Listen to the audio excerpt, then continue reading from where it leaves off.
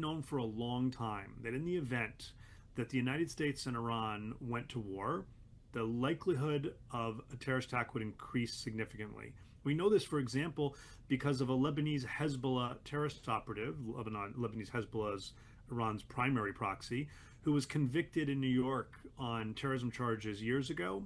And around 2016, 2017, before he was convicted, he spoke to the FBI and told them about all the surveillance he'd done in New York City and elsewhere and pre operational planning, and described himself as a sleeper cell. I don't really like the term, it's too Hollywood, but it's how he described himself. And the FBI said to him, so under what circumstances do you think you might be called upon to act on that pre operational surveillance? And he said, well, maybe this, maybe that, but definitely if the United States and Iran ever went to war. So we've known for some time that this was kind of a red line, and if it were to happen, we'd have to be prepared.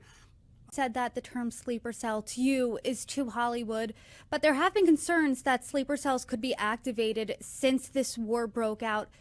What do you make of that? Because can you first explain what people mean when they use the term sleeper cell, and what term would you use if you don't like it?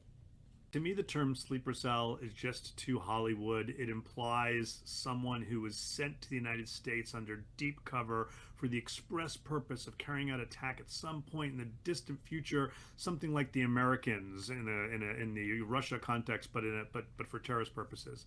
And in the real world, there are terrorist operatives who've been sent to different places, including to the United States, but they tend to be sent here to make money, to provide support, to procure and send dual use items, but they are then also here to be called upon should the terrorist group or the state sponsor, in the case of Iran, want there to be an attack. It doesn't mean that they're highly trained ninjas. More often than not, they're bumbling idiots, but it does mean that they're here, and it does mean that they could succeed.